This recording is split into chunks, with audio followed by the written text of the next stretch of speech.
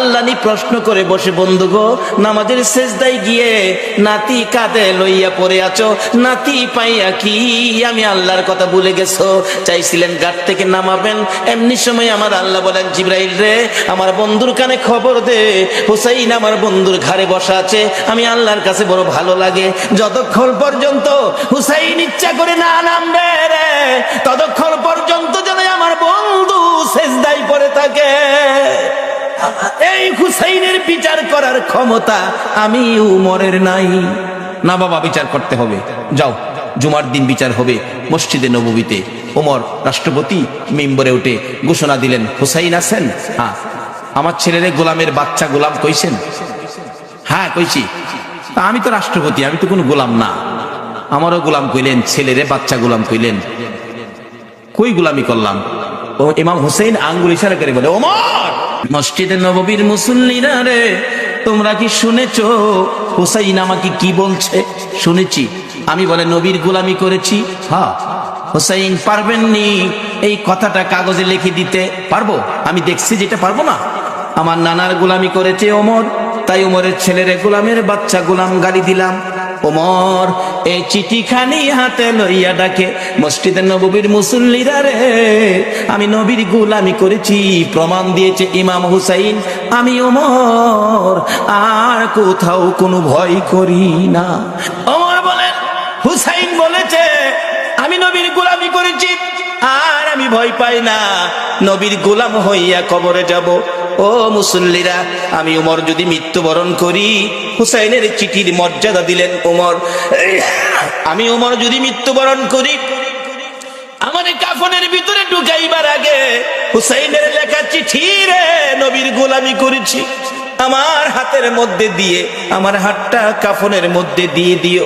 আমার আল্লাহ কই, ওমর রে, আমার নবীর আদরের নাতি হুসাইনকে ভালোবাসা দিলে, আমার নবী মদিনার রওজা থেকে বলুন এই ভালোবাসার খবর পাইছে কিনা? হুসাইনের চিঠির মর্যাদা দিয়ে ওমরের অবস্থা কি? ওমর রাষ্ট্রপতি, মসজিদের নববীর মধ্যে নামাজের ভিতরে ওমরের কলিজার মধ্যে ছুরির আঘাত করেছে, জামাতের মধ্যে ওমর ঢলে পড়ে গেছে, রক্তে মসজিদের নববী লাল লাল হয়ে গেছে, মুসল্লিদের পায়ের নিচে জামাতের মধ্যে রক্ত যাইতেছে, মুসল্লিরা নামাজের মধ্যে চিৎকার মারছে, কার রক্ত রে? মসজিদে নববী লাল হয়ে গেছে। ওমর ঢলে পড়ে আছে, ওমরের ছেলে ডাকতেছে, মুসল্লিরা গো, আমার বাবারাই আঘাত করেছে, কে জানি, দরজা বন্ধ করে দেন, প্রতিশোধ নিব, বিচার করব কোন মুনাফেক জানি আঘাত করেছে। ওমর ছোট্ট ছোট্ট সুরে ডাকে, ও বাবা আমার কাছে আসো, প্রতিশোধ নিবা, বিচার করবা আমাকে খুশি করার জন্য। হ বাবা, বাবা রে, বিচার করে প্রতিশোধ নিয়ে খুশি করতে পারবি না, আমাকে যদি খুশি করতে হয় আমি তো মরে যাবো রে বাবা। একটা কথা শোনো। কি কথা? ছেলে, নবীজির রওজার পাশে আমার ভাই আবু বকর ঘুমাইছে, আর একটা জায়গা খালি আছে রে ছেলে, আমাকে যদি খুশি করতে হয় মা আয়েশা সিদ্দিকার কাছ থেকে অনুমতি নিয়ে আসো, আমি উমরকে নবীজির পাশে নিয়ে শোয়াইতে পারো, নবীর পাশে যদি আমারে শোয়াইতে পারো রে, আমি উমর খুশি হইয়া যাইব। অথচ তখনও তিনি রাষ্ট্রপতি, ইচ্ছে করলে গায়ের জোরে শুইতে পারতেন, কিন্তু ইসলাম কোনদিন গায়ের জোর ব্যবহার করে না। নবীরে মানে সব বুঝে আসবে। দৌড়ে গেলেন উমরের ছেলে, মা আয়েশা সিদ্দিকা, আমার বাবাকে ছুরির আঘাত করেছে, বাবার মৃত্যু হয়ে যাবে, বাবা কাঁদতেছে, নবীজির রওজার পাশে একটু জায়গা এখানে শোয়ার জন্য অনুমতি দেবেন? মা আয়েশা ভাবতেছেন, ইচ্ছে ছিল আমি এখানে শুইব নবীজির পাশে, এক পাশে আমার বাবা আবু বকর, আরেক পাশে আমি শুইব। উমর অনুমতি চাইলেন, কি বলবো? আচ্ছা আপনি এখন যান, আমি একটু পরামর্শ করি। উমরের ছেলে চলে গেছে, বাবা অনুমতি হয় নাই, তুমি আবার যাও, আবার যাও। আবার আয়েশা দেখে মা আয়েশা সিদ্দিকা নবীজির রওজার পাশে দাঁড়িয়ে আছে, প্রশ্ন রাখতেছেন, নবী গো, উমর আপনার পাশে শুইতে চাই, ইচ্ছে ছিল আমি আয়েশা আপনার পাশে শুইব। হুজুর বলুন কে আপনার পাশে শুইব? আমি আয়েশা না উমর? আমার নবী হুসাইনের চিঠির মর্যাদা দেওয়ার কারণে রোজার ভিতর থেকে নবী ডাকতেছে, রে আয়েশা, আয়েশা রে, আমার উমরকে আমার পাশে শোয়ার অনুমতি দে। নবী ডাইকা ডাইকা পাশের বিছানায় শোয়াইলেন। নবীর আদরের নাতি হুসাইনের চিঠির মর্যাদা দিলে নবী যদি ডাইকা ডাইকা পাশে শোয়াই গো, এই নবীর চিঠির মর্যাদা সরাসরি দিলে বলুন বিপদে পড়লে নবী আমাদের পাশে আসবে কিনা? বাবারা ভাইয়েরা, মরতে হবে, মরার আগে আসল রাস্তাটা ক্লিয়ার করি। নবীর চিঠির মর্যাদা দেই। নবী বলেছে কাফা বিল মাউতি ওয়াইজান, একটা চিঠি হলো একটা ওয়াজ যথেষ্ট, মৃত্যুর কথা স্মরণ। আর একটা চিঠি হলো আদ-দুনিয়া ও মাজরাতুল আখিরা, এই জগৎ থেকে আখিরাতের বাজার আমাদের করতে হবে। কিন্তু দুনিয়ার বাজার করলাম, আখিরাতের বাজার নাই। মরে দেখেন আপনার কিছুই দুনিয়ার সঙ্গী নাই। আরে মা বাবার কথা মতো যে জন চলে না, বলুন বলুন, মা বাবার কথা মতো যে জন চলে না, আল্লাহ নবীজির দয়া তারা পাবি না। হায়রে আল্লাহ নবীজির। মা বাবাকে দুঃখ দিলে নামাজে রোজা যাই বিফলে, মা বাবাকে দুঃখ দিলে নামাজে রোজা যাই বিফলে, মার গলি যায় আঘাত দিলে খোদা সহে না, মার গলি যায় আঘাত দিলে খোদা সহে না, আল্লাহ নবীজির দয়া তারা পাবি না। হায়রে আল্লাহ নবীজির।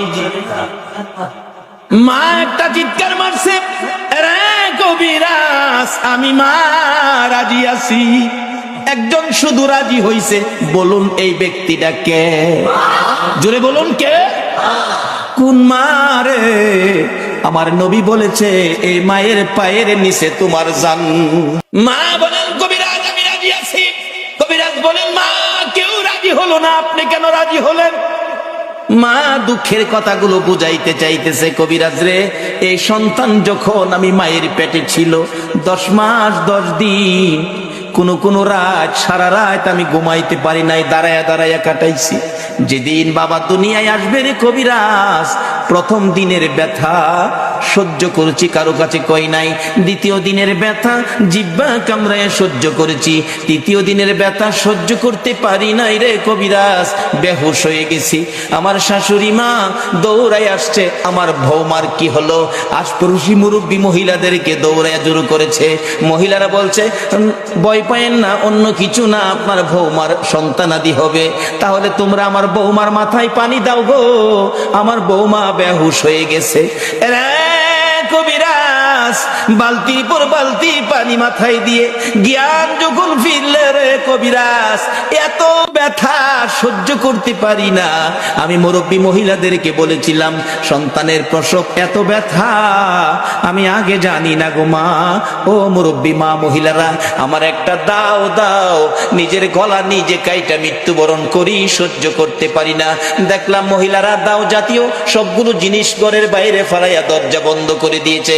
আবার বলেছিলাম মহিলারা গো, আমার 2 টাকার বিষ কিনা দাও গো, সন্তানের প্রসবের এত ব্যথা আমি আগে জানি না।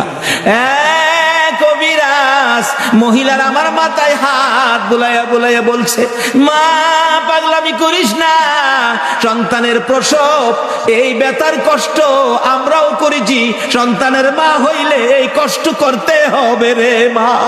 আল্লাহরে ডাকো, আল্লাহ আল্লাহ করো। এক একটা ডাক মারতাম রে কবিরাজ, ব্যথায়ও সহ্য হইয়া আল্লাহ গো কইয়া। এই ডাকগুলি যখন শুনে আমার আল্লাহ আরশে বসে বাজেট দিয়ে দিলেন। ফেরেশতারা রে, যে মা প্রসব ব্যথার যন্ত্রণায় আমার আল্লাহ গো কইয়া ডাক মারে রে, এক একটা ডাকের বিনিময় এক একটা কবুল হজের নেকি আমি আল্লাহ দান করে দিলাম। মার কষ্টের বিনিময় আমার আল্লাহ দেয়, আমরা সন্তানেরা দেই না। বাবারে ভালোবাসতে পারেন নবীকে, মসজিদ বানাইতে পারেন, মাদ্রাসা বানাইতে পারেন, নামাজ পড়তে পারেন, রোজা করতে পারেন, হজ করতে পারেন, যাকাত দিতে পারেন, মুফতি মুহাদ্দিস মুফাসসির হইতে পারেন, মক্কা মদিনার ইমাম সাহেব যদি হয়ে যাও, এই মা বাবারে যদি কষ্ট দাও গো, আমার নবীর সুপারিশ নসিব হবে না। নবীর ভালোবাসার সাথে এই সম্পদগুলো পরিষ্কার রাখুন, মা বাবার সাথে সম্পর্ক ভালো রাখুন।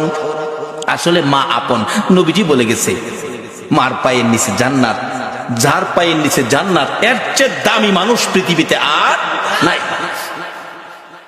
এই মার দাম নাই, এই মার ইজ্জত নাই, এই মার কদর নাই, এই মার সম্মান নাই। তাহলে রোজগার কি করেছেন?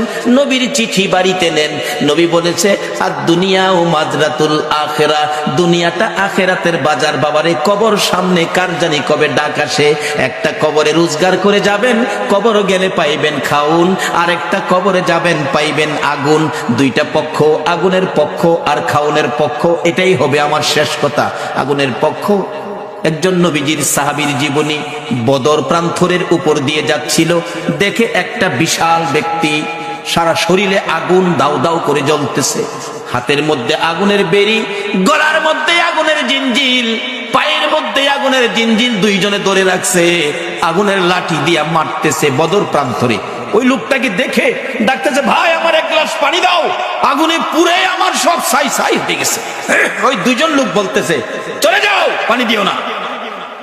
নবীজির সামনে হাজির, ইয়া রাসূলুল্লাহ, বদর প্রান্তরের উপর দিয়ে আসতেছিলাম, এই ঘটনা দেখলাম, ব্যাপারটা কি, ঘটনাটা কি? নবীজি বলেন, শোনো, যারে দেখছো কবর থেকে আগুনের ধাও ধাও করে পুড়তেছে, যারে দেখছো এই লোকটাই হলো আগুনের জিঞ্জিল বাঁধা, যারা ধরে রাখছে তারা হলো ফেরেশতা, আগুনের ডান্ডা দিয়ে মারতেছে, তারা শাস্তি দিতেছে। এইভাবে শাস্তি চিরকাল তার হবে কবরের মধ্যে। এই আগুন দাউ দাউ করে জ্বলবে। আমার কাছে পানি চাইছিল, পানি দিতে নিষেধ করলো, তো তার কপালে পানি নাই, পানি কোনোদিন সে পাবে না। নবীর পক্ষ নেয় না বিদায়, আবু জাহেলের কবরে আগুন। আর আপনারা যারা নবীর পক্ষ নিলেন, নবীর পক্ষে কবর গেলে কি এটাই হবে শেষ কথা? আমার নবীর একজন আদুরের ভালোবাসার সাহাবী ছিলেন। মদিনার ঘটনা, যেই সাহাবীটার নাম কিতাবে আসছে আসওয়াদ, আরবি হলো আসওয়াদ, বাংলা হলো কালো, কালামিয়া। নবীজি একদিন ডাকে, আসওয়াদ বিয়ে করছো? জি না হুজুর। বিয়ে করবি? হুজুর বিয়ে করুম, যে আমি তো কালো, কেউ পছন্দ করে না। নবী বলেন, আমি তোমার বিয়ের ব্যবস্থা করব। আচ্ছা, নবীর পক্ষে গেলে বলুন, নবী বিয়ের ব্যবস্থা করবে না? আমি ব্যবস্থা করব। হুজুর আপনি করবেন? আচ্ছা ঠিক আছে। নবীজি একটা চিঠি লিখছে, আসওয়াদ এই নাও, এই চিঠিটা মদিনার বড় বাড়িটা আছে না, বড় বাড়ির মালিকের হাতে দিও। বড় বাড়ির মালিক যায় দেখে বাড়ির সামনে বসা, আসসালামু আলাইকুম চাচা। ওয়ালাইকুম সালাম ভাতিজা। নবীজি চিঠি পাঠাইছে। আরে বলো কি, বসাতে দাঁড়ায় গেছে। নবীর চিঠি খুলে দেখি লেখা, তোমার সুন্দরী মেয়েটাকে আমার কালো সাহাবীর কাছে বিয়ে দিয়ে দাও, ইতি রাহমাতাল লিল আলামিন। চুমা খাইয়া বুকে লাগাইছে, হাই হাই কি ভাগ্য, নবী চিঠি পাঠাইছে, আমার সুন্দরী মেয়েটাকে কালো সাহাবীর কাছে বিয়ে দিতাম। কিতাব লেখে মেয়েটা এত সুন্দরী ছিল, মদিনার মধ্যে একটা সুন্দর কোনো মেয়ে ছিল না। এই জন্য মদিনার মানুষ তারে মদিনার হুর কইয়া ডাকতো। কিতাবে আসছে হুরে মদিনা। চিন্তা করতেছে, সাহাবীটা লেখলো কালো, মেয়েটা সুন্দর, কালো। নবীজি লেখছে, মানতে হবে। ছেলেটা যে কালো, কেমন কালো জানি, চায় দেখতেছে ভালো করে, চায় দেখে, আরে পা বাড়ি একবারে জাহাজ মার্কা। আসলে এমন কালোই ছিল। এখনো মদিনায় কালো বংশের লোক আছে, গেলে দেখতে পারবেন। আসওয়াদ জি, কালো, আমি একটু মেয়ের সাথে পরামর্শ করলে ভালো হয়, নবীজি পাঠাইছে। বাবা তুমি এখন যাও, তোমার আমি পরে জানাবো, মানে মেয়ের সাথে পরামর্শ করবো। যুবক যাইতেছে, আসওয়াদ মনটা কষ্ট, মাথা চুলকায়, হুজুর কইছিলাম না, ওই তো না, মানে পছন্দ করে না। আল্লাহ তো আসওয়াদ রে, আরে যেই নবী আঙ্গুলি ইশারা করলে আকাশের চাঁদ দুই টুকরা হয়, আর এই নবীর লেখা চিঠি বিফল যাইতে পারে না। আজকে যারা নবীর পক্ষে বসে আছেন, আপনাদের এই কষ্ট বিফল যাইতে পারে না। আমি আবদার করব, এই কষ্টের বিনিময় আল্লাহ যেন নবীর স্বপ্নের দিদার নসিব করে দেয়। মনটা কষ্ট, আল্লাহ কয় না, হবে না, ব্যবস্থা করতেছি। মহিলার মধ্যে আল্লাহ পাক রহম দিলেন, মহিলা দৌড়ায় এসে সুন্দরী মেয়ে। বাবা যুবক আসছিল কালো, খুশি, মনটা কষ্ট যাইতেছে, ব্যাপার কি? মা এই যে নবী চিঠি পাঠাইছে, তোমার বিয়ের প্রস্তাব, কালো ছেলে, ভাবলাম তুমি রাজি হও কিনা, এই জন্য বিদায় দিলাম। মেয়েটার চিঠিটা হাতে নিয়ে চুমা খাইয়া বুকে লাগাইয়া ডাকে, বাবা এত নিষ্ঠুর কেমনে হইলা গো, যেই নবীর কথা মানার জন্য আমার আল্লাহ বলেছে, এই নবীর কথা আমার বিয়ের প্রস্তাব। বাবা আমি কালো আর সুন্দর বুঝি না, আমি নবীর কথা মানি রে। ও সোনার বাংলার ভাইয়েরা, মা বোনেরা, যে ইয়াসরিব নামের পাথর আর বালুর দেশ, এই নবীর কথা মাইনা নবীর ভালোবাসা দিয়ে যাইয়া দেখো সোনার মদিনা হইয়া গেছে। আজকে সোনার বাংলা নাম দিয়ে নবীর ভালোবাসা দিতে পারলাম না বিদায় সোনার মানুষ হইতে পারলাম না। মদিনার মহিলারা পর্যন্ত আমার নবীরে কত ভালোবাসে। নবী জীবনী, নবী যুদ্ধে রওনা হলেন, একজন মহিলা 6 মাসের একটা বাচ্চা ছেলে কোলে লইয়া রাস্তায় দাঁড়াইয়া দাঁড়াইয়া কান্দে। আমার নবী বলেন, মহিলা রে, বাচ্চা কোলে লইয়া কান্দো, ব্যাপার কি হুজুর? মহিলারা যুদ্ধে যাওয়া নিষেধ হয়ে গেছে, আমার আর কেউ নাই গো, আপনার পক্ষে কারে আমি যুদ্ধে দিব? ও মা বোনেরা, তোমার কোন সন্তান এই মাহফিল কমিটির সদস্য গো? তোমার ভাগ্য ভালো, ওই মদিনার মহিলা নবীর পক্ষে যাওয়ার জন্য কুলের সন্তান লইয়া দাঁড়াইয়া রইছে। আজকে কোন মায়ের সন্তান এই মিলাদুন নবীর কমিটির সদস্য হয়েছে? মাগো তোমার জীবন ধন্য। হুজুর আমার এই ছেলেটাকে যুদ্ধের ময়দানে নিয়ে যান, আমার আর কেউ নাই, কাকে আপনার পক্ষে দিব? নবীটি হাসে, এ কি বললা তুমি? 6 মাসের শিশু, সে কি যুদ্ধ করতে পারবে, তীর মারতে পারবে? এবার ডাকতেছে মহিলাটা, হুজুর জানি সে পারবে না, কিন্তু আমার মনে বড় দুঃখ, না জানি নবীর গায়ে কেউ আঘাত করে গো নবী, আমার ছেলেটারে নিয়ে যান, তীর যদি মারতে নাও পারে, আমার মন বলে কাফের বেঈমানেরা যদি আপনার দিকে লক্ষ্য করে তীর মারে গো নবী, এই তীরগুলো আপনার গায়ে লাগার আগে আগে আমার ছেলেটারে তীরের সামনে তুলে ধরে রাখবে। তীর খাইয়া আমার 6 মাসের ছেলে দুনিয়ার থেকে বিদায় হয়ে যাবে, আমি মায়ের কোনো দুঃখ থাকবে না, কিন্তু রাসূলের গায়ে যেন আঘাত না লাগে। মদিনার মহিলারা পর্যন্ত এইভাবে আমার নবীরে ভালোবাসতেন। আজকে ইয়াসরিব নামের পাথরের দেশ সোনার মদিনা হয়ে গেছে। এবার মেয়েটা ডাকতেছে, বাবা গো আমি সুন্দর আর কালো বুঝি না, নবী চিঠি পাঠাইছে, নবীর কথা মানতে যাইয়া সুন্দরী মেয়ে কালোর কাছে বিয়ে বসতে রাজি হয়ে গেল।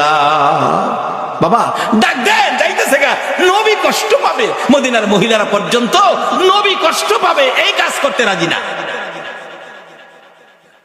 ডাক দেন, বাবা তো আগেই রাজি। আসওয়াদ কালামিয়া আসেন, দাহের সাইজ দেখা যা ভালোই, বিয়াটা যদি হয় আপনারা কি দাওয়াত দিলে যাইবেন? কেউ রাজি না, যাইতেন না? বুঝছি কিছু টাকা পয়সা লাগে হয়তো বিয়াত গেলে, এলিগে রাজি না। আরে এই বিয়ার টাকা লাগতো না, রাজি কিনা কোন? যাও লাগতো না, বিয়া হয়ে গেছে। আসেন। আসসালামু আলাইকুম চাচা। ওয়ালাইকুম সালাম বাতিজা, কি ব্যাপার? বাবা আমার মেয়ে তো রাজি হয়েছে। করতে রাজি হলে তো খুশির ব্যাপার, আল্লাহ তো রাজি হইতো না, রাজি করাইছি। নবীর পক্ষের বেইজ্জতি হতে পারে না, এটা আল্লাহ দিবে না। বাবা শুনেন, মহারণার টাকা আনছেন? আসওয়াদ কয়, মহারণার টাকা? নবীর চিঠি ছাড়া আমার কাছে আর কিছু নাই। আচ্ছা এই নবীর চিঠি থাকলে আর লাগে কিছু? নবীর চিঠি কিছু নাই। মেয়েটা কয়, আব্বা আপনি না ধনী মানুষ, নবী যখন পাঠাইছে মনে হয় গরিব লোক, মহারণার টাকা দেওয়ার জন্য আপনি তাকে কিছু সাহায্য দেন। কেমন মেয়ে, বাবারে পরামর্শ দেয়, নবী খুশি হইব কোন কাজে দেন, নবী খুশি হইব, আল্লাহ খুশি হইব, সাহায্য, যৌতুক না সাহায্য। মেয়ের পরামর্শ দিলেন, আসওয়াদ নেন এটা মহারণা দিয়েন। আবার জিগায়, আসওয়াদ আজকে বিয়ে হলে একটা নতুন কাপড় কিনতে পারবি, টাকা আছে? এমটি পকেট, একবারে খালি, কিছু নাই। দিবেন কিনা কন? না দিলে জামুগা সাহস। মেয়েটাকে, বাবা এটা পাগল, যাইতে দিয়ে না, নবী কষ্ট পাইবো। বাবা আপনি না ধনী মানুষ? কেমন মেয়ে ও বাবারে পরামর্শ দেয়, ধনী মানুষ না আপনি, দেন না বাবা। একটা কাপড়ের টাকা দিলেন, মহারানার টাকাও বাবা দিলেন। লইয়া আসওয়াদ মদিনার মার্কেটে বিয়ের বাজার করবে। কাপড়ের দোকানে ঢুকলেন, দোকানদার কাপড় দে, সুন্দরী মেয়ে বিয়ে করব, দেখেন কোনটা নিবেন কোনটা না। আসওয়াদ দেখতেছে কোনটা নিবে কোনটা না। এমন সময় শুনে রে রাস্তা দিয়ে কে যেন পাগলের মতো দৌড়ায়, এতিমের মতো কান্দে আর ডাকে, রে মদিনার দোকানদারেরা, ও মদিনার যুবকেরা, ও মদিনার সাহাবীরা, খবর পাইছো নি আল্লাহর বন্ধু যুদ্ধের ময়দানে রওনা হয়ে গেছে। এমনি সেই সময় যুবকেরা দৌড়াইয়া বাড়িতে গিয়ে যুদ্ধের পোশাক পরে তরবারি হাতে মার পায়ে সালাম করতেছে, মা গো বিদায় দাও গো মা। নবী বলে যুদ্ধে গেছে, বিদায় দাও, দেখা হবে হাসরের ময়দান। দোকানদারেরা দোকান বন্ধ করতেছে, দোকানদারি করবে না। আসওয়াদ নিজেকে নিজে প্রশ্ন করে, ও আসওয়াদ, নবী বলে যুদ্ধে যাইতেছে, তুই কি এখন যুদ্ধের বাজার করবি না বিয়ের বাজার করবি? মন ফাইসালা দিলেন, নবী যুদ্ধে যাবে, বিয়ের বাজার করব না। বিয়ের বাজারের সবগুলো টাকা লইয়া, নবীর ভালোবাসা কাকে কয়, একটা তরবারি বিয়ের বাজারের টাকা দিয়ে যুদ্ধের বাজার তরবারি কিনে নবীর পিছে পিছে দৌড়াইয়া যুদ্ধের ময়দানে যুদ্ধ করতে করতে হযরতে আসওয়াদ শহীদ হয়ে গেছে।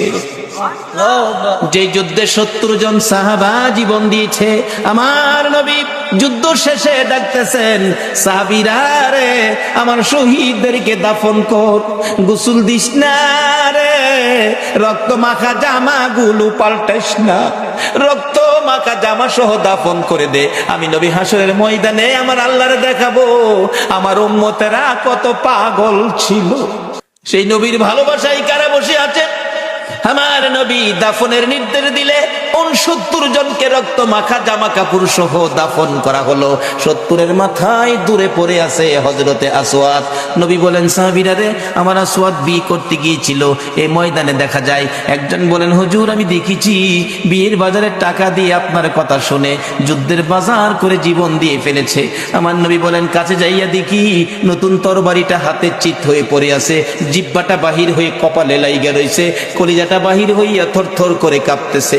আমার নবী ডাকে, আসওয়াদ রে মদিনার হুর নিলি না, নবীর ভালোবাসায় জীবন দিলি রে, কলিজা দেখাইয়া বিদায় হইলি, মাউদ আমার আসওয়াদ রে কি দিবা গো আল্লাহ। নবী বলেন, আমি কবরের পাশে দাঁড়িয়ে আছি, আসওয়াদের লাশটা ধরে ধরে নিয়ে আনতেছি কবরে দেওয়ার জন্য। নবীজি কবরের দিকে তাকাইয়া মুস্কি মুস্কি হাসতেছেন। সাহাবীরা বলেন, ইয়া রাসূলুল্লাহ এই কবরের দিকে তাকাইয়া মুস্কি মুস্কি হাসেন কারণ কি? আমার নবী বলেন, সাহাবীরা রে আমি যা দেখি তোমরা তা দেখো না, আমি যা জানি তোমরা তা জানো না। হুজুর কি দেখে হাসলেন আমরা জানতে চাই। আমার নবী ডাকে, সাহাবীরা রে আমার আসওয়াদ মদিনার হুর ফালাইয়া আমি নবীর ভালোবাসায় বিয়ের বাজারের টাকা দিয়ে যুদ্ধের বাজার করে জীবন দিয়ে কবরে রওনা হয়েছে। আমি তার কবরের পাশে দাঁড়াইয়া দেখি রে মদিনার হুরের পরিবর্তে রে আসওয়াতের কবরে জান্নাতের হুর পাঠাইয়া দিছে। একটা পক্ষ হলো জান্নাতে খাউন, কবরের মধ্যে জান্নাতের হুর, আর একটা পক্ষ হলো কবর আগুন। যেই পক্ষটা নবীর দুশ্মন এটার কবরে হবে আগুন, আর যেই পক্ষটা নবী ভালোবাসছে নবীর পক্ষে ছিল এই পক্ষটাই হবে জান্নাতের খাউন, আর কবরে হবে জান্নাতের হুর। বাবারা কবরে যখন যাইতেই হবে এই পক্ষটা ধরুন, যেই পক্ষটাই কবরে গেলে, যেই নবীর ভালোবাসাই কবরে গেলে দুনিয়ার হুরের পরিবর্তে জান্নাতের হুর কবর আসে, সেই পক্ষটাই হলো মিলাদুন নবীর পক্ষ, সেই পক্ষটাই হলো ঈদে মিলাদুন নবীর পক্ষ, সেই পক্ষটা হলো এই নবীর ভালোবাসা, এই নবীর কথাগুলো মানা। আল্লাহ আমাদের সকলকে এই নবীকে ভালোবাসা, এই নবীর কথা মানার তৌফিক দান করুক। সকলে বলুন আমিন। আসুন দেখি কার ইমানি শক্তি কত। ওই নবীর উপর দুরূদ ও সালাম মদিনা পাঠাইতে আপনারা কে কে রাজি? আসুন নবীর উপর দুরূদ ও সালাম মদিনা পাঠাইয়া নবী সালাম রব্বির হামহুমা কামা রব্বায়ানি সগীরা। রব্বুল আলামিন জান্নাতের বাগানে বসে জান্নাতি মেহমান লইয়া তুমি যার প্রেমে সব বানাইছো ওই নবীর আশেক পাগল লইয়া বাংলার জমিন থেকে দুরূদ ও সালাম মদিনা পাঠাইছি গো আল্লাহ। আমাদের দুরূদ ও সালাম গুলো পাখির মতো উড়াইয়া উড়াইয়া দয়ার নবী মায়ার নবীর রওজা আতহারে পৌঁছাইয়া দাও।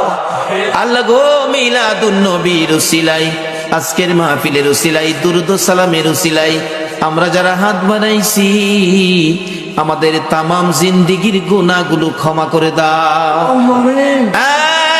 মাবুদ জানি দুনিয়ায় থাকবো না, আমাদের আগে যারা আসছিল সবাই বিদায় হয়ে গেছে, কবে জানি আমরা বিদায় হয়ে যাই।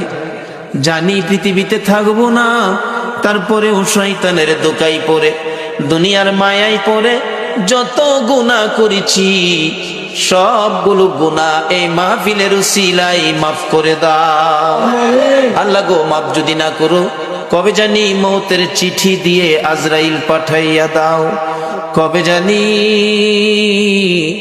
কার বিছানা খালি হইয়া যায়, কবে জানি বড় বাড়ি বড় ঘর সুন্দর বিছানার থেকে চারজনে দৌড়ে দৌড়ে টাইনা টাইনা বাহির করবে। উঠানের কিনারে পর্দা টানাইয়া উত্তর দিকে মাথা দিয়ে শুয়াইয়া, নাকে কানে তুলা লাগাইয়া রে বড়ি পাতার গরম পানির জীবনের শেষ গোসল করাবে। আদুরের সন্তানেরা বারিন্দায় দাঁড়ায়া দাঁড়ায়া ডাকবে, বাবা গো পর্দার ভিতরে কিসের গোসল করো গো বাবা। মা টাইনা টাইনা সন্তানের বুকে জড়াবে, আয় এতিম, এতিম রে আয় আমার বুকে আয়, তোর বাবা যেই গোসল করে রে আজ থেকে তোমরা এতিম হইয়া গেছো। মউত কত এতিম দেখি রাস্তায় রাস্তায় দাঁড়ায়া কান্দে। একটা এতিম ছেলে ঈদের দিন পুরান জামা কাপড় লাগাইয়া কান্দে।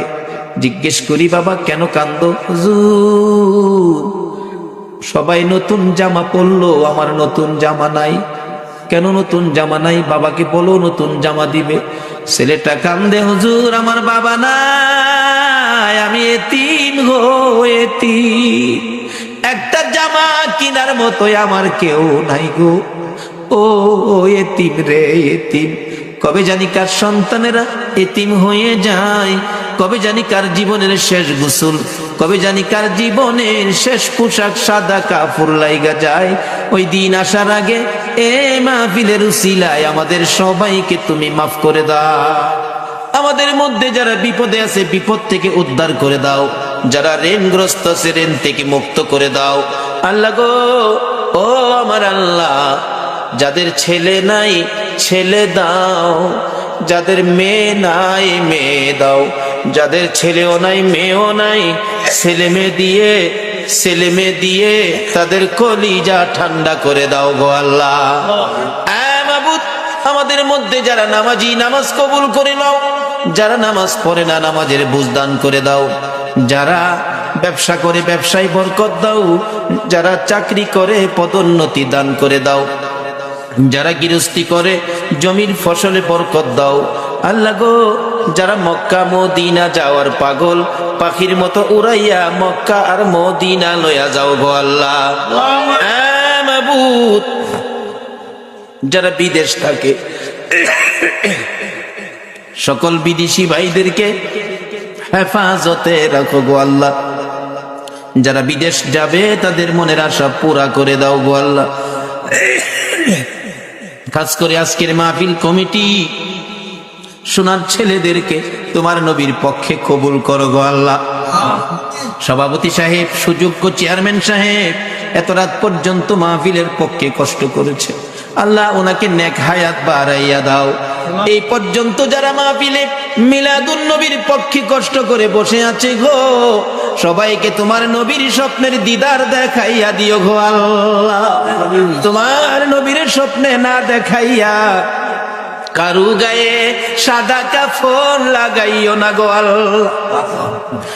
মিলাদুন নবীর পক্ষে যারা বসা সকলকে তুমি আফত বিপদ আযাব গজব অ্যাক্সিডেন্ট বা মুসিবত শয়তানের শয়তানি দুশ্মনের দুশ্মনী হইতে বাঁচাইয়া রহমত বরকত শান্তি দ্বারা ভরপুর করে দাও গো আল্লাহ। আল্লাহ খাস করে দোয়ার দরখাস্ত করেছেন, এই মাহফিলে সাহায্য করেছেন প্রবাসী ভাইয়েরা, আল্লাহ যাদের সহযোগিতায় এই মাহফিল কায়েম হয়েছে, আল্লাহ তাদেরকে নেক হায়াত বাড়াইয়া। নবীজি রওজার পাশে চলে গিয়েছিল, এরপরে বাদশা জঙ্গি নুরউদ্দিন নির্দেশ করলেন নবীজির রওজার চারপাশে নিচ থেকে গর্ত করে, গভীর গর্ত করে সীসা ঢালাই করে একটা বাউন্ডারি দাও, সীসা ঢালাই, যাতে কোনো শত্রু এই আক্রমণ আর কোনোদিন না করতে পারে। আমার আল্লাহ বলেন, বাদশা জঙ্গি নুরউদ্দিন রে, আমার বন্ধুর হেফাজতের জন্য তুমি সীসা ঢালাই করে দেওয়াল নির্মাণ করেছো। আমি আল্লাহ আজ থেকে কিয়ামত পর্যন্ত বন্ধুর হেফাজতে ফেরেশতা নিযুক্ত করে দিলাম।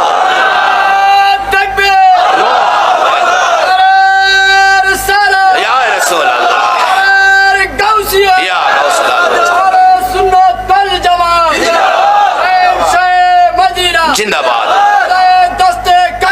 জিন্দাবাদ।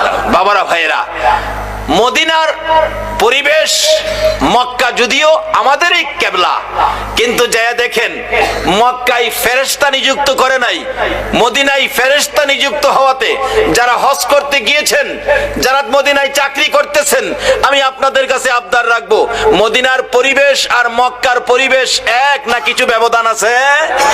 মদিনার পরিবেশ এত শান্ত, আল্লাহু আকবার বলো, কিন্তু মদিনায় শান্ত পরিবেশ, মক্কায় হাউকাউ। কোন কোন এলাকায় আছে ঢাকা গুলিস্তানের মতো দোকানদারিরা দোকানদারি করে, 500 টাকা দাম চাই, 50 টাকা হলে বিক্রি করে। মদিনায় বিক্রি 45 টাকা দামের একটা পাঞ্জাবি, 45 টাকা। আমি বারবার বলছি, ওয়াহেদ কালাম আখের কালাম, মানে একটা শেষ কথা কও। এ ডাকতেছে, ইয়া হাজি ওয়াহেদ কালাম আখের কালাম, কোনো কথা নাই, এক কথা, কোনো কথা নাই। আর মক্কায় দেখি 500 টাকা দাম চাই, 50 টাকা বিক্রি করে না। আচ্ছা, যে বেচারা এই জিনিসের আইডিয়া নাই, হ্যাঁ তো 500 কইলে মিনিমাম 300 কইব, তাহলে হেরে ঠগাইলো না? কিন্তু এই ঠগানের সুযোগ সোনার মদিনায় ওই 3 দুশমনকে 20 ফুট উঁচা করে লাকড়ি জমা করলো, 20 ফুট উঁচা করে লাকড়ি, লাকড়ির উপরে 3 নবীর দুশমনকে হাত পাও বাইদা উপরে রাখছে, নিচে দিয়া আগুন ধরাইছে। মদিনার হাজার হাজার মানুষ দেখছে নবীর দুশমনদেরকে এইভাবে আগুনে পুড়িয়ে ছাই ছাই করে দেওয়া হয়েছে। আমার আল্লাহ কয়, তোমাদের আগুনের পোড়া শেষ হয়েছে, আমার আগুনের পোড়া শেষ হয় নাই। আজকে সেই ইহুদি চক্র, রোনাল্ডোর আকৃতি তোমরা মুসলমানের সন্তান চুল রাখতে পারো না। আল্লাহ আমাদেরকে নবীর আশেক পাগল হওয়ার তৌফিক দেখ, সকলে বলুন আমিন। বলতেছিলাম কেন পাগল হবেন না? আমার নবী 3 দিন পর্যন্ত ওই সিজদায় পড়ে কান্দে। কথাটা খেলা ছিনি? মদিনার ছেলেরা সকালবেলা তালাশ করে রাসূল পাওয়া যায় না, মহিলারা পর্যন্ত তালাশ করে পাওয়া যায় না, মার কোলে শিশুরা পর্যন্ত মার স্তনে মুখ লাগায় না, বেড়া বকরি দুম্বাগুলো রাসূলের খবরে ঘাস পানিতে মুখ দেয় না। যুবকেরা খেলাধুলা বন্ধ করে দিয়েছে। বাবা যুবকেরা গো, কারা আজকে সেই মাহফিলে বসে আছে গো? বাবা হাসাইন আর হুসাইন 2 ভাই জান্নাতি যুবকদের সর্দার হবে গো। ওই হাসাইন হুসাইনের ভালোবাসায় যদি বসে থাকো, আমার আল্লাহ হাসরের ময়দানে হাসাইন আর হুসাইনের নেতৃত্বে তোমাদেরকে জান্নাতি বানাইয়া দিবে। আমার নবী কাঁদতেছে। 2 দিন পার হয়ে যায়, 2 রাত পার হয়ে যায়, 3 দিন যেদিন পার হয়ে যাবে, মদিনায় কারো চুলায় আগুন জ্বলে না, কারো পেটে খাবার যায় না, মার কুলের শিশুরা পর্যন্ত মার স্তনে মুখ লাগায় না। দুধ খাওয়াইতে চাইলে মা বাচ্চারা চোখের পানি ছেড়ে বুঝায়, মা গো দুধ খাবো না গো মা, বলো আগে আমার রাসূলের খবর। যুবকগুলো মার পায়ে সালাম করে বিদায় নেয়, মা বিদায় দাও গো, না জানি কোন মুনাফিকের আমার নবীকে ধরে নিয়ে গেছে, মা জীবনের বিনিময় হইলেও গো আমরা রাসূলকে উদ্ধার করে নিয়ে আসবো। মা গো এই উদ্ধার ক্ষেত্রে যদি আমাদের মৃত্যু হয়ে যায়, মা দুঃখ নিও না, দেখা হবে হাসরের ময়দানে। যুবকেরা বেরিয়ে গেছে, নবীর আশেক পাগলেরা বেরিয়ে গেছে, মহিলারা পর্যন্ত বাড়ি বাড়ি একজন আরেকজন মহিলার কাছে খবর জানতে চাইতেছে। 3টা দিন যে দিন পার হয়ে যাবে, আবু বকর উমরের জীবনী লেখে মদিনার শেষ প্রান্তে পাহাড়ের পর পাহাড় পার হইয়া যাইয়া দেখে এক জাক রাখাল বসে বসে টেনশন করতেছেন। রাখালেরা রে, তোমরা কিসের টেনশন করো রে রাখালেরা? তোমরা কোত্থেকে আসছো? আমরা আসছি মদিনা শহর থেকে। তোমাদের নাম কি? আমার নাম আবু বকর, আমার সাথে উমর, আমরা 2 জন। তোমরা কিসের টেনশন করো? রাখালেরা রে, আমাদের টেনশন তোমরা শুনবানি। রাখালেরা বলেন, আমাদের টেনশনের উপর তোমাদের আবার কি টেনশন? রে রাখালেরা, আজকে 3টা দিন পার হয়ে যায় রে, আমাদের মায়ার নবীরে খুঁজে পাই না। তোমরা আমাদের মায়ার নবী দয়ার নবীর খোঁজ খবর জানোনি। রাখালেরা বলেন, এরে আবু বকর ওমর, আমরা তো তোমাদের মায়ার নবী দয়ার নবী চিনি না, তবে আমরা যাকে নিয়ে টেনশন করতেছি আজকে 3টা দিন পার হয়ে যায় রে। একটা মায়ার মানুষ রে, একটা নূরের পুতুল রে, পূর্ণিমার চাঁদের মতো চেহারা, ওই পাহাড়টার নিচে আজকে 3টা দিন হলো সেজদায় পড়ে উম্মতি উম্মতি বলে কান্দে রে আবু বকর। ওই লোকটার দিকে তাকাইয়া আমাদের সকল রাখালের বেড়া বকরি দুম্বা গুলো এক নজরে তাকায়া তাকায়া কান্দে, গাছ পানিতে মুখ দেয় না। আমরা টেনশনে আছি, এই বেড়া বকরি দুম্বা 3 দিন পার হয়ে গেল, না খায়া কত থাকবে, এখান থেকে নি সরিয়ে নেওয়া যায়। আমরা আঘাত করেছিলাম বেড়া বকরি দুম্বা গুলো সরিয়ে নেওয়ার জন্য। এরে আবু বকর ওমর, এত মার মারছি রে, কোন বেড়া বকরি দুম্বার চামড়া ফাইটা গেছে রে, তারা মার খাইতে রাজি রে, এই লোকটার কাছ থেকে যাইতে রাজি না। আবু বকর একটা চিৎকার মারছে, ওমর, যার মায়ায় বেড়া বকরি দুম্বা কান্দে রে, আমাদের রাসূল ছাড়া কেউ না। দুইজনে পাগল পাগল হইয়া দৌড়াইয়া কাছে যাইয়া দেখে আমার নবী সেজদায় পড়ে 3টা দিন পার হয়ে গেছে, 2টা রাত্র পার হয়ে গেছে। আমার নবীর ঘুম নাই, খাবার নাই, বিছানা নাই, এক সেজদায় 3 দিন। বলুন কার মায়ায় নবী কান্দে? আরে দয়ালো নবী, প্রেমের ছবি আর আসবে না জগতে, আমার দয়ালো নবী, প্রেমের ছবি আর আসবে না। হাসর দিনে উম্মত বিনে, হাসর দিনে যাবে না নবীজি বেহেশতে, দয়ালো নবী, প্রেমের ছবি আর আসবে না জগতে, আমার দয়ালো নবী, প্রেমের ছবি আর আসবে না। 63 সাল জিন্দিগি কাছে বলে উম্মতি, 63 সাল জিন্দিগি কাছে বলে উম্মতি, এখনো কান্দে শুয়ে মদিনাতে নবী, এখনো কান্দে শুয়ে মদিনাতে, দয়ালো নবী, প্রেমের ছবি আর আসবে না জগতে, আমার দয়ালো নবী, প্রেমের ছবি আর আসবে না।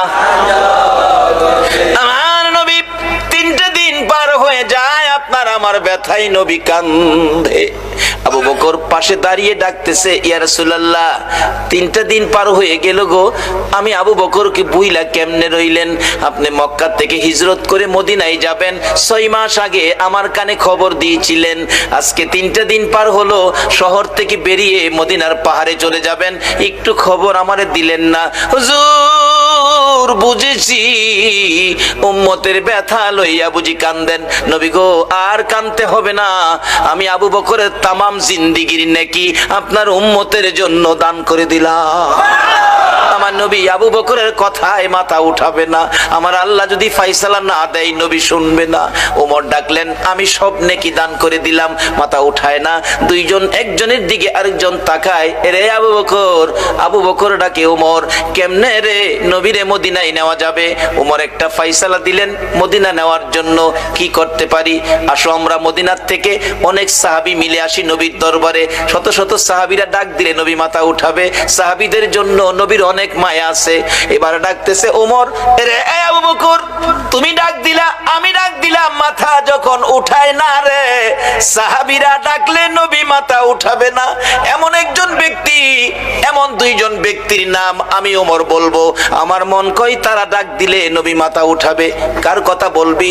আবু বকর বলতেছেন।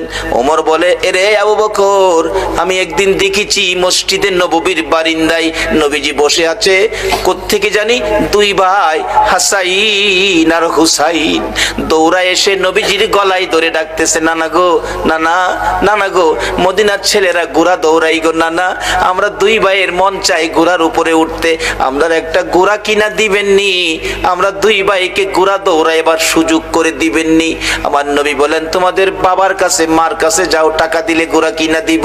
দুইজন জবাব দেয়, বাবা কোত্থেকে দিবে গো নানা, বাবার কাছে বলেছিলাম একটা টাকাও নাই, মার কাছে গিয়েছিলাম, মা বলেন চুলায় আগুন জ্বল, ঘোড়া কিনা আমরা দুই ভাইয়ের ঘোড়া দৌড়ানির স্বাদ মিঠাইয়া দিবানি।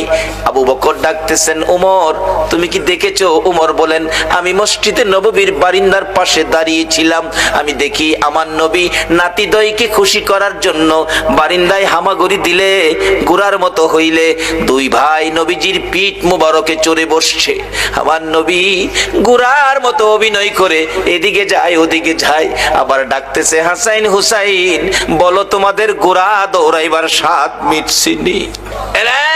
আবু বকর, আমি উমর দেখেছি, মুস্কি মুস্কি হাসতেছিলাম এই ঘটনা দেখে। আমার নবী প্রশ্ন করে, এরে উমর হাসতেছো কেন?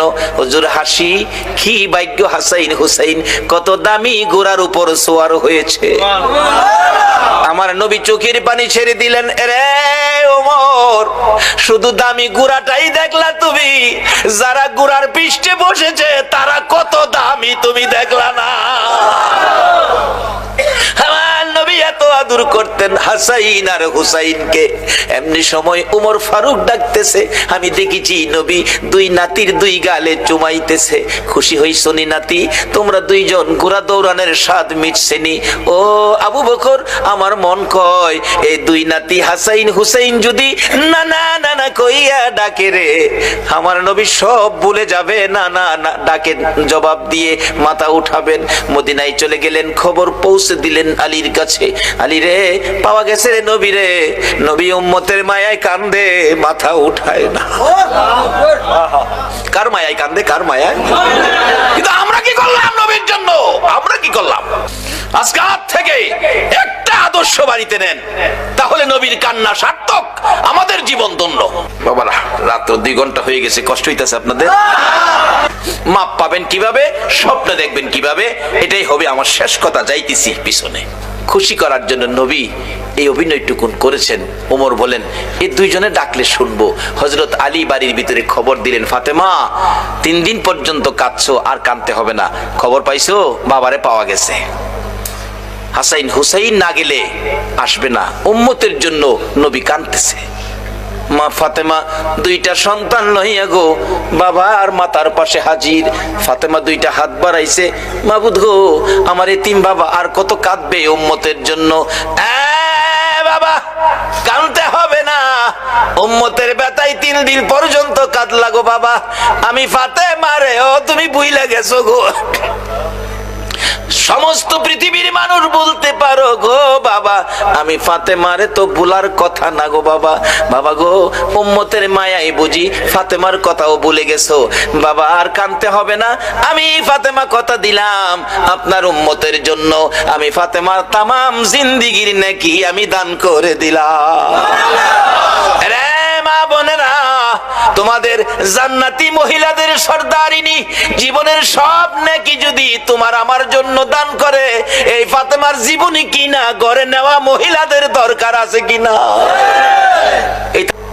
রুমে আমাকে থাকতে দিল এক মাহফিলে, বালিশের কোনার নিচে দিয়ে একটা বইয়ের কোনা বাহির হয়ে রয়েছে। ভাবলাম মুসলমান যুবকের রুম, হয়তো উহুদের জমিনের কোনো কাহিনী, হয়তো নবীজির জীবনী হয়তো এখানে পাওয়া যাবে, গাউসে পাকের জীবনী পাওয়া যাবে। টান দিয়া বাহির করে দেখি বইটার মধ্যে লেখা তোমার আমার ভালোবাসা। আল্লাহর কসম করে বলছি, এই বালিশটার নিচের বইটাই লেখা তোমার আমার ভালোবাসা। তুমি কার লেখা ভালোবাসা পড়তেছো?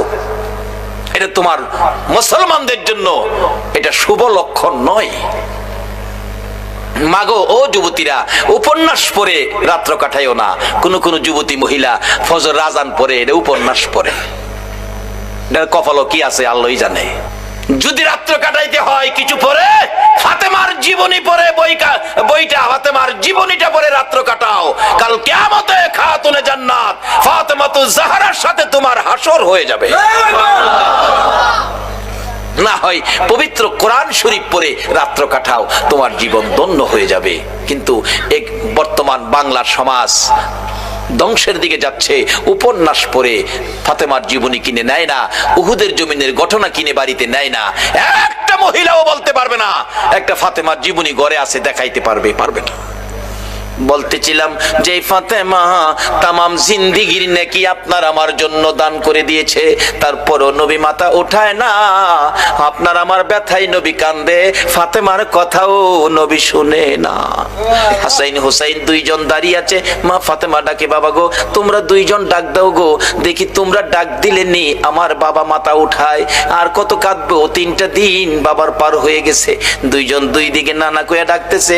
হুসাইন ডাকতেছে, নানা গো দুনিয়ার সব মানুষ বলতে পারো গো নানা, আমি হুসাইন রে কেমনে বুঝল। আমার নবী হাসাইন আর হুসাইনকে দেখতে গেলেন খাতুনে জান্নাত ফাতেমাতুজ জাহরার ঘরে। যাইয়া দেখে দুই ভাই ঘরে নাই। ফাতেমার চোখের মধ্যে পানি ঝরতেছে। নবী জিজ্ঞেস করে, ফাতেমারে কেন এইভাবে কান্দো? আমার নাতিরা কই? দুই নাতি না দেখলে আমার শান্তি লাগে না। ফাতেমা বলেন, বাবা গো আমি কাঁদতেছি কোন ব্যথায়।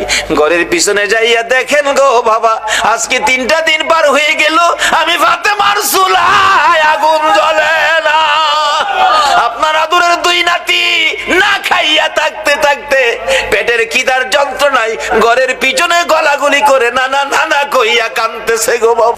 আমার নবী পিছনে যাইয়া দেখে গলাগুলি করে নানা নানা কইয়া কাঁদতেছে। নানা গো পেটের খিদা গো নানা, সহ্য করতে পারি না। আমার নবী বেরিয়ে গেলেন। ঘুরতে ঘুরতে যাইতে যাইতে একটা ইহুদির বাগানে আমার নবী চাকরি নিলেন। কুয়ার থেকে পানি উঠাবেন, গাছের গোড়ায় পানি দিবেন, পানি উঠাবেন। 1 বালতি পানি 8টা, 1 বালতি পানি 3টা করে খেজুর, এইভাবে 8 বালতি পানি উঠাইয়া হাসাইন হুসাইনের মায়ায় আমার নবী বাগানে চাকরি পর্যন্ত নিয়েছে। এই ভালোবাসার হাসাইন হুসাইন কষ্ট পাবে এই কাজ। আমার নবী 8 বালতি পানি উঠাইয়া 9 বালতি পানি বুড়াইয়া টান দিলে রশি ছিঁড়ে বালতি কুয়ার ভিতরে পড়ে গেছে। ইহুদি দৌড়াই আসছে, পানি উঠাও পানি উঠাও। রশি ছিঁড়ে বালতি পড়ে গেছে, কি দিয়ে উঠাবো? ছিঁড়ে গেছে। হ্যাঁ না তুমি ছিঁড়ে ফেলছো? আমার নবীরে কয়, নবী বলে ছিঁড়ে ফেলছে। আমার নবী বলেন, ইহুদি রে আমি ছিঁড়ি নাই, ছিঁড়ে পড়ে গেছে। এই পর্যায়ে 1 কথা 2 কথা রাগ হইয়া নিষ্ঠুর ইহুদি, যেই নবীর চেহারায় জীবনে কোনদিন মশা মাছি বসে না, আমার নবীর গাল মুবারকে ইহুদি থাপ্পড় লাগাইয়া দিছে। আমার নবী একটা চিৎকার মারছে, ইহুদি রে পেটের খিদা রে, আমার নাতিরা 3 দিন পর্যন্ত খায় না, আমি রাসূলও খাই নাই রে।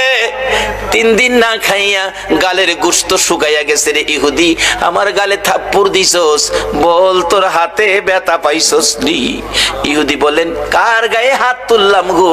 আমি মারলাম, আমার জিগায় ব্যথা পাইছিনি।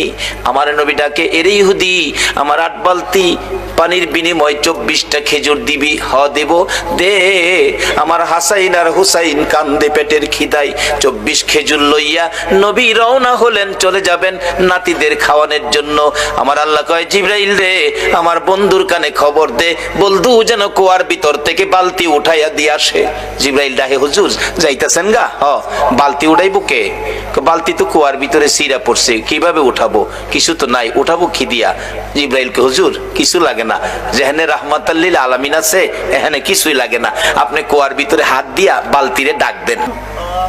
আমার নবী ডাক দিতে দেরি, কুয়ার ভিতর থেকে বালতি নবীর হাতে আসতে দেরি হলো না। উঠাইয়া ইহুদির সামনে দিলেন, এই লাও তোমার বালতি দিয়ে গেলাম। বলুন মৃত বালতি নবী ডাক দিলে এই নবীর হাতে আসবে কিনা?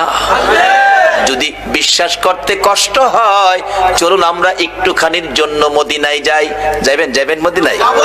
চলুন না ঘুরে আসি। ছেড়ে দে নৌকা মাঝি যাব মদিনায়, বলুন ছেড়ে দে নৌকা মাঝি যাব মদিনায়। মদিনাতে কান্দে নবী উম্মতের মায়ায়, মদিনাতে কান্দে নবী উম্মতের মায়ায়।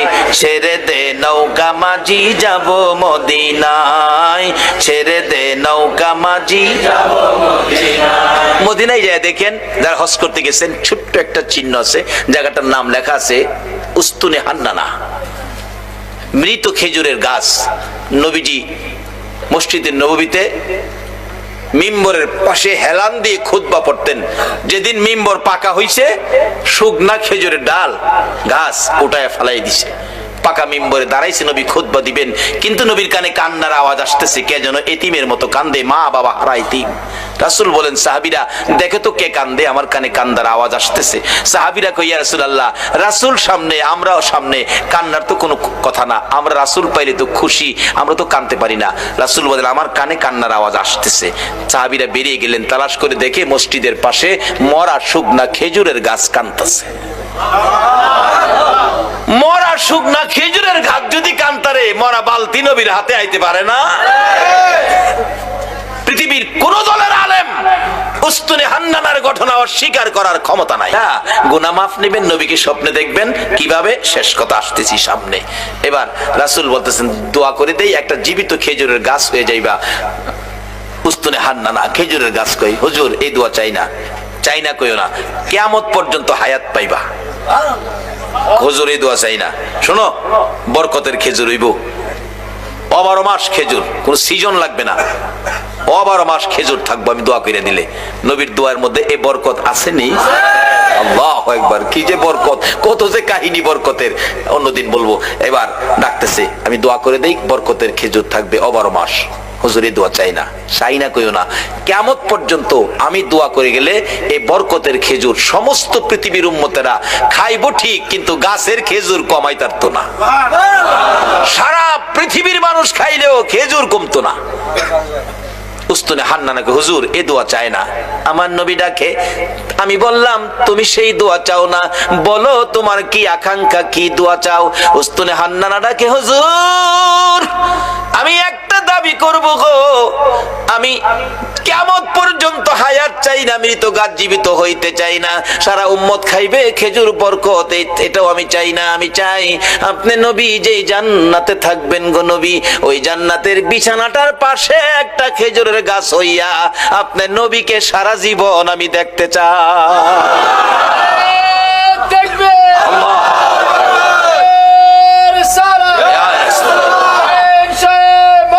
জিন্দাবাদ জিন্দাবাদ জিন্দাবাদ, মাশাআল্লাহ মাশাআল্লাহ মাশাআল্লাহ মাশাআল্লাহ, আল্লাহ কবুল করো, সকালে বলুন আমিন। আমার নবী ডাকছে, ও সাহাবীরা এই উস্তুনে হান্নানাকে মানুষের মতো কবর দিয়ে দাও, দাফন করে দাও। যেখানে দাফন করা হয়েছে এখানে চিহ্নিত আছে উস্তুনে হান্নানা, নবীর ভালোবাসার মরা গাছ। এখানে 2 রাকাত নামাজ পড়লে নবীর ভালোবাসার মরা গাছের কাছে আল্লাহ পাক তার গুনাহ মাফ করে দেয়। মরা গাছের নিচে যদি 2 রাকাত নামাজ পড়লে গুনাহ মাফ দেয়, আর নবীর ভালোবাসা লইয়া সরাসরি যদি 2 রাকাত নামাজ পড়ি, আল্লাহ কি আমরারে মাফ দিবে না? মাফের জন্য নামাজটা অনেক উপকার করে, কিন্তু নামাজে তো আমরা যাই না। দয়ার নবী, মায়ার নবী, উম্মতের দরদি নবী, উম্মতের ব্যথায় ব্যতীত নবী সেজদায় পড়ে আছে, নবী মাথা উঠায় না। হাসাইন হুসাইন 2 ভাই মিলে ডাকতেছে, নানা গো আমরা 2 ভাইরে কেমনে বুইলা গেনা গো নানা, যে 2 ভাইয়ের জন্য নবীর কত মায়া ছিলেন। ইহুদি ডাকতেছে, হুজুর বালতি উঠাইলেন আপনি, কে আপনি, পরিচয় কি? কুয়ার ভিতর থেকে বালতি হাতে ডাক দিলে আপনার হাতে আসে। আমার নবী বলে, রে ইহুদি বালতি বুইজা রাখ, আমার নাতিরা কান্দে, আমি দেরি করতে পারি না। দৌড়ায় বাড়িতে চলে গিয়ে হাসাইনকে এক পাশে, হুসাইনকে আরেক পাশে বসাইয়া আমার নবী 2 জনের মুখে খেজুর তুইলা দিতেছে আর ডাকতেছে, হাসাইন হুসাইন রে দুনিয়াতে কষ্ট করলা, কিছু খাবারের ব্যবস্থা করে দিলাম, হাসরের ময়দানে তোমরা 2 ভাইয়ের প্লেট আগে আসবে রে নাতিরা। আশেপাশে সবাই খাবার পাবে, তোমাদের প্লেটের আগে আমার আল্লাহ কাউরে খাবার দিবে না। কষ্ট করো নাতিদয়, কষ্ট করো, আমি রাসূল তো তোমাদের পক্ষে আছি।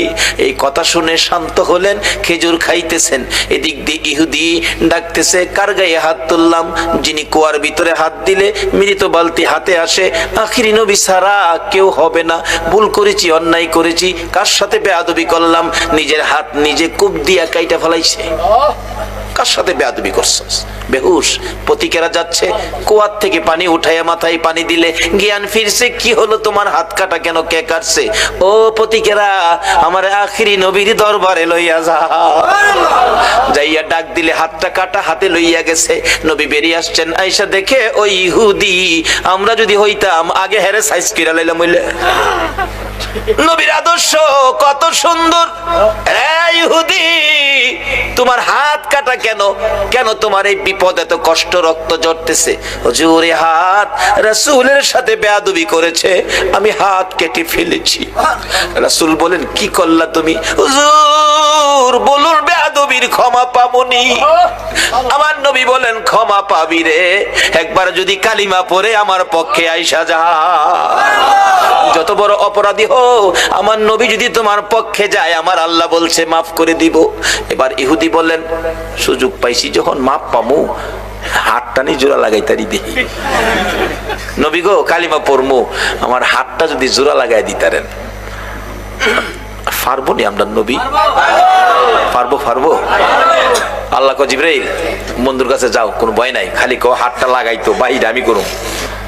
নবীজিকে দাও, কাটা হাত দাও, হাত হাতে লাগাইছে, একটা ব্যান্টিজ করছে। বিসমিল্লাহির রহমানির, বিসমিল্লাহর ব্যান্টিজ দিয়া একটা নবীর কদম মুবারকে পড়ে ডাকতেছে, আর দেরি নয়, নবী গো বেয়াদবির ক্ষমা করে দেন, আর মধুর কালিমা পড়াইয়া মুসলমান বানাইয়া দেন।